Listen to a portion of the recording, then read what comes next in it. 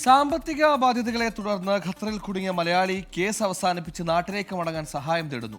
പ്രമേഹം മൂർച്ഛിച്ചതിനെ തുടർന്ന് 2 കണ്ണുകളുടെയും കാഴ്ച നഷ്ടപ്പെട്ടതിന് പുറമെ കാൽ വിരലും മുറിച്ചുമാറ്റിയതിനാൽ പരസഹായമില്ലാതെ എഴുന്നേറ്റ് നിൽക്കാൻ പോലും കഴിയാത്ത അവസ്ഥയിലാണ് അങ്കമാലി സ്വദേശിയുള്ളത്.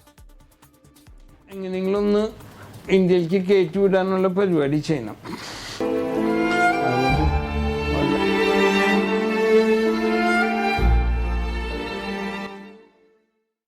എഞ്ചിനീയറിംഗ് സാങ്കേതിക മേഖലയിൽ ഖത്തറിലെ നിരവധി പദ്ധതികൾക്ക് പിന്നിൽ പ്രവർത്തിച്ച 54-കാരനായ ബെന്നി ആലപ്പാട്ടിന്റെ ജീവിതം കഴിഞ്ഞ 1 വർഷമായി ദോഹയിലെ ഈ ഹോട്ടൽ മുറിയിലാണ്.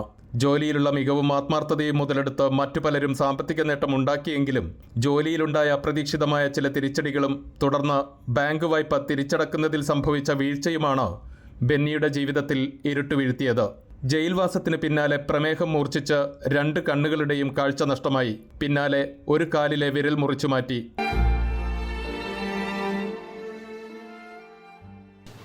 ഇപ്പോൾ അവരുടെ ക്ലെയിം അനുസരിച്ച് അവർ ആസ്കിങ് 284,000.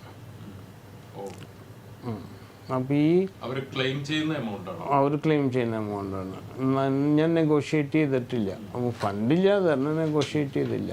ചെക്ക് കേസിൽ 9 മാസത്തെ ജയിൽ ശിക്ഷ കഴിഞ്ഞ് പുറത്തിറങ്ങിയ ബെന്നിയെ കഴിഞ്ഞ 1 വർഷമായി സുഹൃത്തായ ശ്രീലങ്കൻ സ്വദേശി അയാളുടെ ഉടമസ്ഥതയിലുള്ള ഹോട്ടലിൽ താമസിപ്പിച്ചെങ്കിലും പരാശ്രയമില്ലാതെ ഒന്നും ചെയ്യാൻ പറ്റാത്ത അവസ്ഥയാണ്.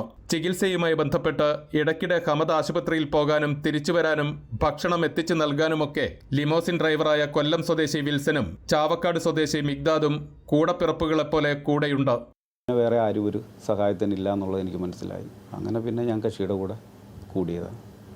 ഇപ്പം ഞാനാണ് കക്ഷിയെ ഹോസ്പിറ്റലിൽ കൊണ്ടുപോകുന്നതും വരുന്നതും. പിന്നെ അത്യാവശ്യം കേസിൻ്റെ കാര്യത്തിന് കോടതിയിൽ പോകണമെങ്കിലും ആരെ കാണാൻ പോകണമെങ്കിലും എല്ലാം കൊണ്ടുപോകുന്നതും ഒക്കെ. ബാങ്ക് ലോണും ക്രെഡിറ്റ് കാർഡുമായി 1,15,000 റിയാലിന്റെ വായ്പയാണ് ബെന്നിയുടെ പേരിലുള്ള ബാധ്യതയെങ്കിലും ഈ തുക ഇപ്പോൾ ഇരട്ടിയിലധികമായിട്ടുണ്ട്. ബാങ്കുമായി സംസാരിച്ച ഈ തുകയിൽ മുതലെങ്കിലും തിരിച്ചടക്കാനായാൽ ബെന്നിക്ക് കേസുകൾ തീർത്ത് നാട്ടിലേക്ക് മടങ്ങാനാകും.